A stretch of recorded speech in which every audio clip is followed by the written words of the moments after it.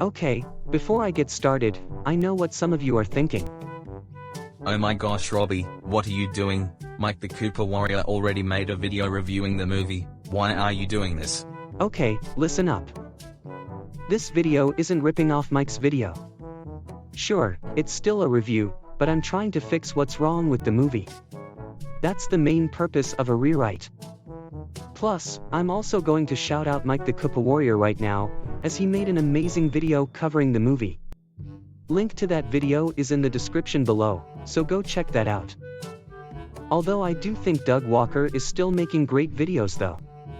No offense Mike. So now let's get to the main topic of the video. GoAnimate the movie.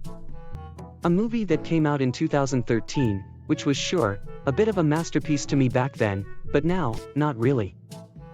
This honestly felt like something that CaybyJ, the creator of the movie, would have made when he was a kid. In fact, I would admit that he could have actually been a kid around that time, since I was a kid when I watched this film.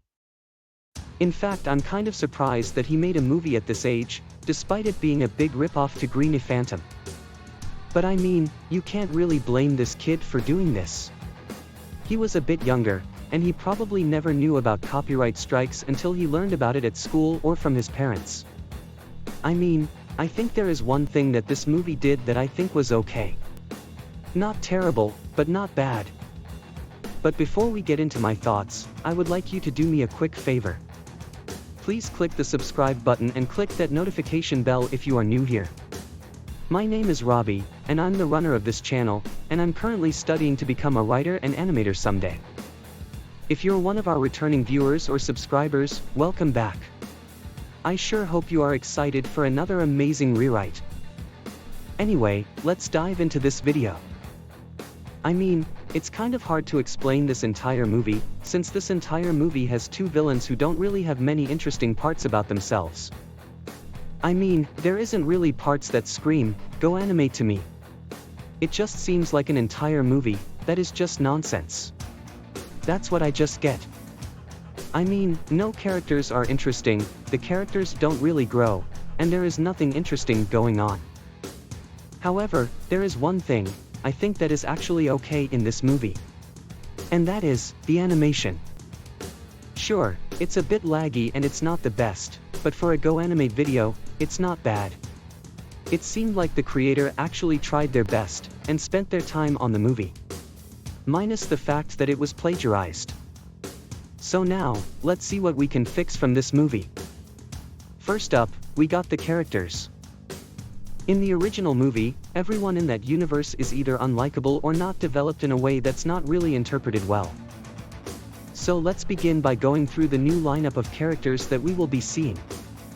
Please be aware, there will be some small connections to the original movie, and also some name changes. So don't be surprised about that. Preston Charles Guy, also known as PC Guy, is our main protagonist. Yes, a bit of an odd choice, since in the original movie, he was a secondary villain. But in this movie, PC Guy is a witty yet quiet individual, and is a social outcast in his school.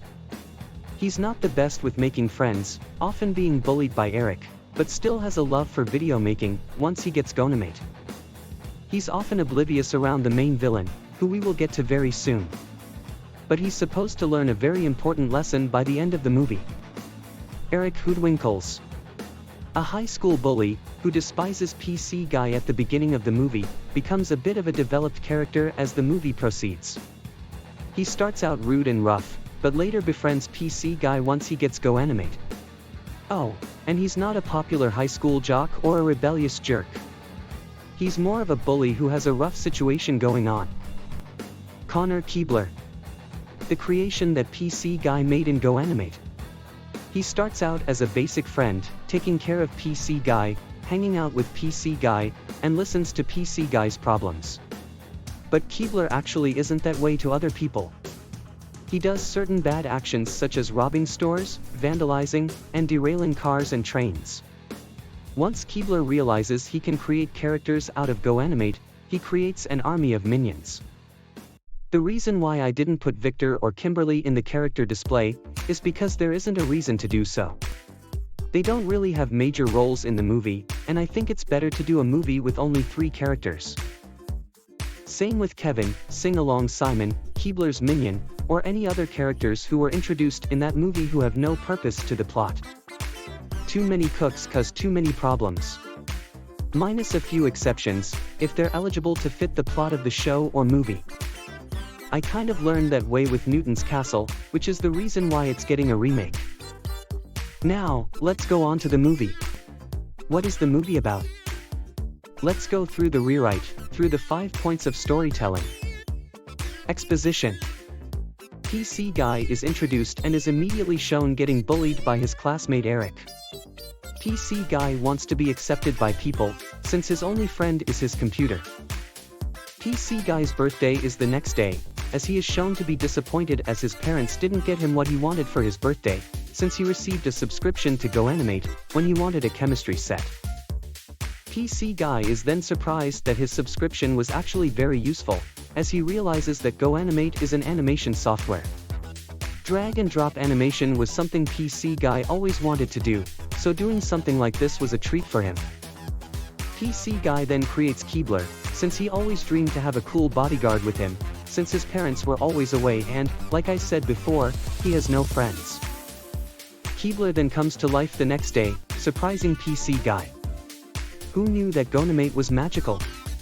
Guess that's what happens when you imagine things. PC Guy and Keebler then become really close friends. Next, time for the rising action. After hanging with Keebler for a while, PC Guy notices Eric coming up to him now and then. He apologizes for what he did to him before. But Keebler is enraged that PC Guy is talking to someone else.